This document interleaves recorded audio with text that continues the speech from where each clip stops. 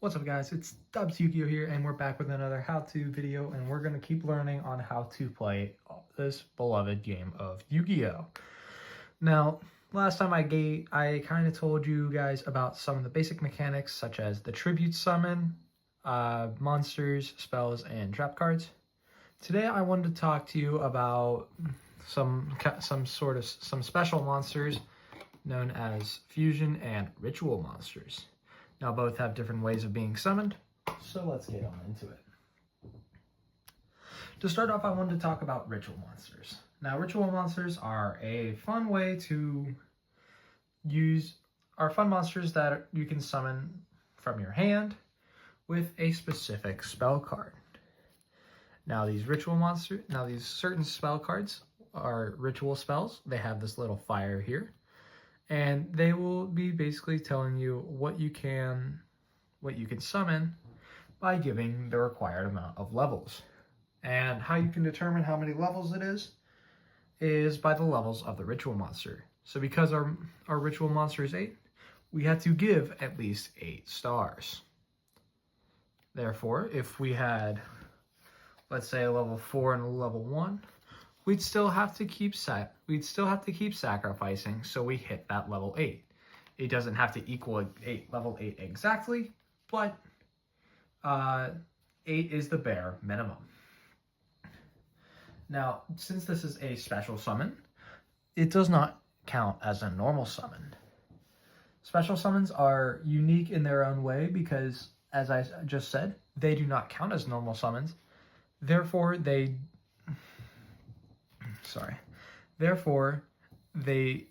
are different. Now, you can't just special summon any monster. Some monsters have to have requirements, and some have the ability to summon others. So, in this situation, we have Mitsurugi Mirror, which will ritual summon any reptile ritual monster from my hand or graveyard. Most ritual spells don't have that from the graveyard, but Mitsurugi Mirror is one of those specialties. The next summon I want to talk to you guys about is fusion monsters. Fusions have been a key component in the game of Yu-Gi-Oh! For quite some time. And there has always been solid fusion decks that can come out on top. For example, this is Shadow Wenda, and she is part of the Shadow deck, which is there. Now Shadows have multiple ways of fusion summoning, with their main key card called Shadow Fusion. Now, you can't just summon. Now, unlike rituals, you still need to send them as materials, but sometimes it is more exact. Like for this one, it is 1 shadow monster and 1 dark monster. Therefore, if we don't have those specific materials, we cannot summon our monster. Another deck that is pretty good when it comes to fusion summoning is the branded deck. Although branded can be fast-paced, it could also be very slow, depending on the user.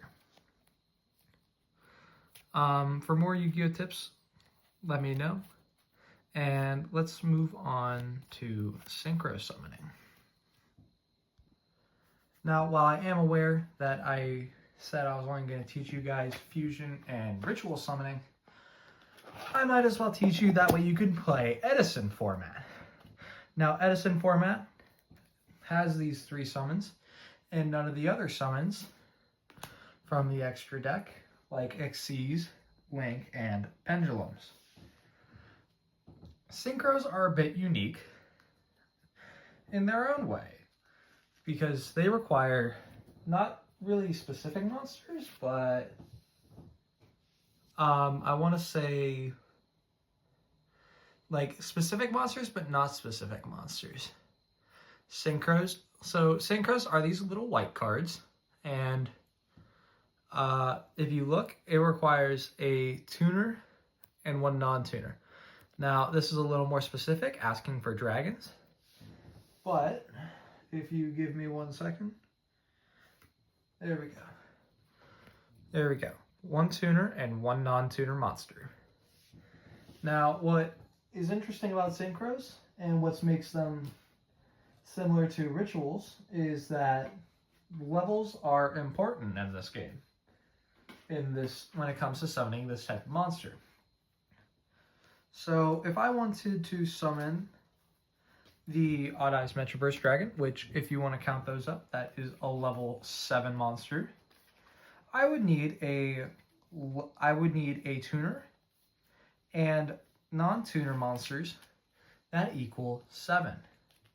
Now most synchro monsters only need 1 tuner, and then the rest have to be non-tuners, but some are a lot more flexible.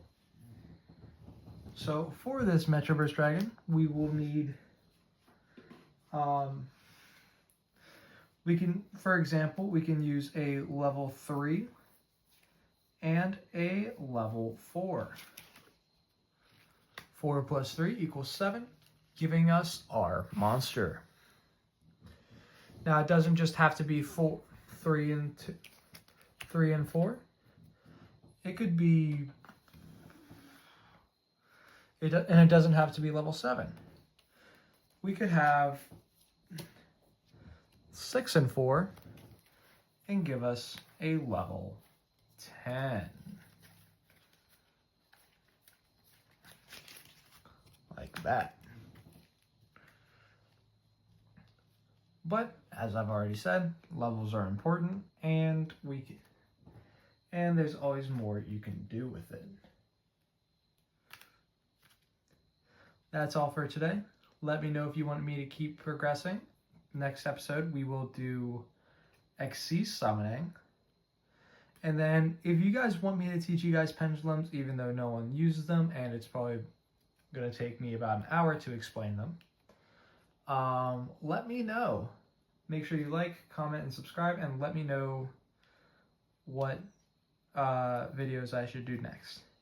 But for right now, if you are interested in playing these decks, I would recommend the following structure decks. Or if you want to play just straight up decks that you can order individual cards online, then you could do that. But for rituals, the top ritual deck, I think in a lot of people's opinion, is that Mitsurugi deck, which is the snakes. Now there's a couple synchro decks. The top synchro deck is Yummy, but when it comes to starting out, I'd recommend playing the Tenpai deck or Red Dragon Archfiend. For Fusion, there's a bunch of different Fusion decks. I believe the top Fusion deck is called Draco Tail. But for a solid structure deck, I feel like the branded structure deck works as well. That's all for today, guys. I hope you enjoyed, and leave a like, leave a comment, and let me know if you want me to keep doing videos like these, and because I enjoy making these, and I hope you enjoy these. Have a good day. Peace.